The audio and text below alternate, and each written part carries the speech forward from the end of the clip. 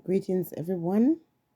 Disclaimer: I'm going to try to make I statements, but if for any reason throughout this video I say you, consider that as just habit, because you can do whatever you want to do with your own life, as I have that same right. In this video, I want to talk about traditions and customs or culture. These terms intertwine as it relates to holiday seasons or holiday periods.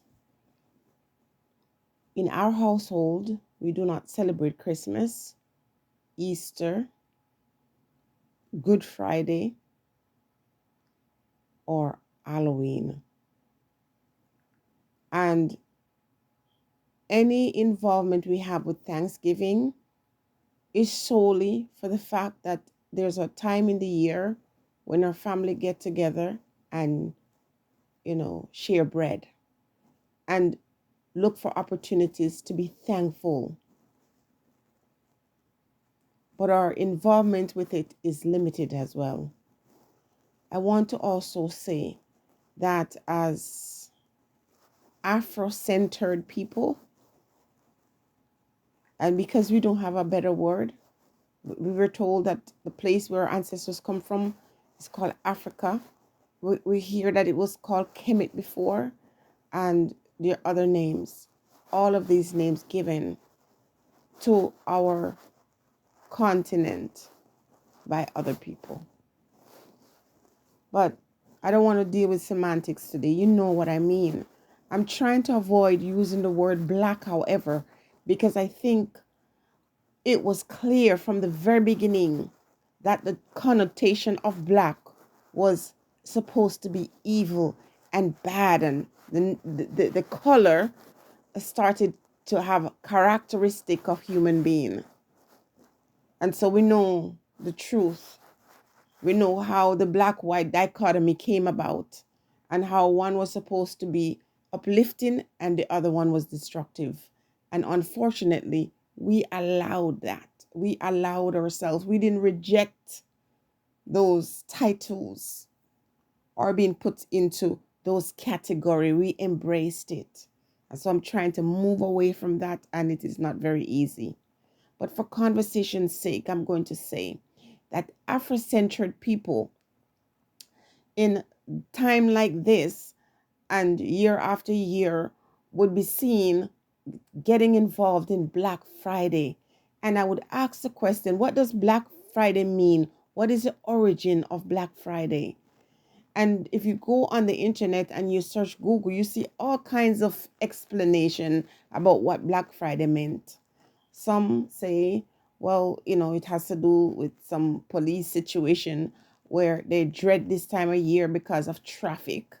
And then you would hear about these two men who bought up all the gold just to capitalize on it, and thereby causing a crash in the economy. But you hardly ever hear that after this Thanksgiving that Afro-centered people who are in captivity would be traded the day after Thanksgiving. You're not hearing that. Just the fact that you hear something being referred to as Black Friday, you should be asking yourself, but why? Now, you're saying, oh, we don't have money like that. What are you talking about? Our group of people are the wealthiest. The wealthiest when it comes to giving our money to other people, not keeping it for ourselves. We look for every opportunity. This is why the charity business is doing so well these days. Because listen, those of us who have the heart to give and to share, look for all the opportunities to give and share, give away what we got. And so you'll see people struggling, suffering in foreign countries and sending and building mansions for other people, even though where they live, they would be afraid to turn a camera on in the space where they live. They're embarrassed. But you would see them sending out money and building homes for other people. because there's something inherent in our spirit that doesn't know that you got to build yourself first before you can build somebody else.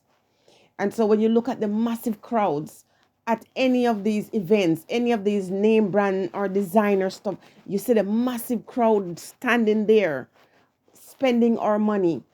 I know a lot of persons who are of other race that are very wealthy, and you can't look at them to tell that. And I've lived in communities where people are very wealthy, where the rich and the elite frequent, and you can't tell based on some label written on their clothes. That's not to say these ones are not, flaunting designer wear and whatever, but I'm saying the typical wealthy person, and we're talking about wealth that's transferred from one generation to the next. These ones got nothing to show you. In fact, they don't want to show you their things for you to come and bother them. They might create jobs for you and your family so you can benefit, but that's where it stops. So we are into these holidays, and all of them, when you research them, have very dark past, very dark meaning. Even the season time now, or the Yuletide season, starts out with a baby being born, and people, adult men, looking to prosecute this child, as the shepherds stay on the hill in the snow watching the sheep, and all the hogwash that they teach us. How we buy it. It is the most frustrating thing to see. And this is why sometimes I feel like, what is the point in coming out and teaching certain things? It doesn't make any sense because it goes through one ear and comes through the next. If we are a people and we've had such horrible past, not because of our origin or where we come from, but because what people came there and did. And then we would then engage in all these activities. When I see, as a teacher, I see all the high days and all the holidays that people from other cultures celebrate, and how they do not participate in any of the things that are outside of their own culture. The Black Friday thing, when you watch the people, and it is often so sad to see. Sometimes I say to myself, imagine if all those so-called Black people, all these Afro-centered people, imagine if these ones were taking their money that you're spending in these environments that often do not like them, have no respect for them, don't really want to see them outside of that day that they refer to as Black Friday. Imagine if they took their money and spent it in their own community, well, with their own people. Because oftentimes, you have all these different groups come into the Afro-centered communities and build shops and start businesses and things like that. And they don't promote or support the people in their own community. Imagine if all the wealthy Afro-centered people decided to start business and invest in the communities where they come from. Because a lot of these ones that are very wealthy now, the sports people or movie people or music people, they come from, so-called ghetto, disenfranchised communities. Because listen, what is referred to as ghetto is created with the sole purpose, once again, of keeping the Afro-centered man and woman in a certain place where they are vulnerable. They can constantly be used. And then every so often they pick out one or two and put them up on a pedestal and say, hey, this could be you. And then they use these ones to lure the ones that are still in those communities to doing all kinds of destructive things, to engage in all kinds of abomination, to support all kinds of slackness. When my child was 4 years old, this is my last child, 4 years old, I clearly and specifically told her teacher, we do not engage in Halloween. No part of it. With your party, she can sit in a corner and read a book or play with a toy. At the time, she was 4. And she was reading at 4. So I said, put her to read. And at the end of the day, when I went to pick up my child, she had a bag with candies and all these things. And I said to her, take this bag back to this teacher. And I stood at the door and I watched her. And the lady said to me, oh, she just looked so lonely. And all the other kids were, having so much fun. And I said, you have no respect. It's called respect.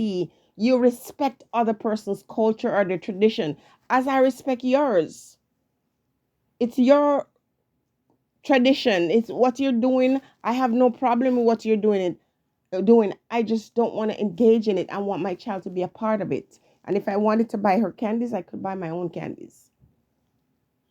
I don't engage in your affairs.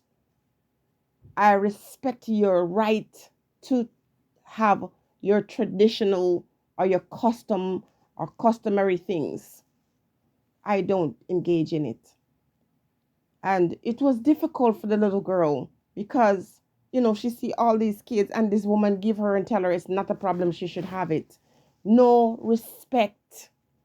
Common courtesy is always lacking. This is why people can go into places and spaces and do all kinds of things. They don't respect other person's culture, though you are forced to respect theirs. And listen, no one is forcing me to respect anybody's culture because it's just a natural thing within me to respect people's rights and the choices to do whatever it is that they want to do. To close off here, I'm saying the Black Friday event, why didn't they call it something else?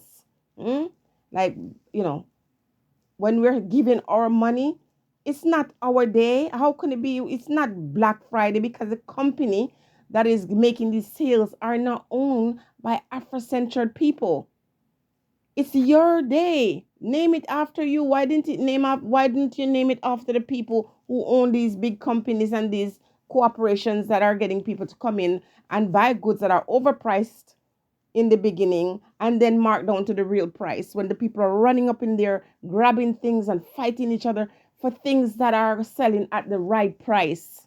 The price is appreciated in the beginning so they can bring it down to the real price to trick you. So, we're easily tricked. And as it was in the past, the story continues. If you are a bleacher, you might be offended by what I'm about to say. But when you look at Afro-centered people putting things on their skin, which is your skin, your body, your right to do whatever, I'm just doing an analysis of it. You put yourself, take off the melanin off your skin so you can look like your oppressor. If that's not insanity, I don't know what is.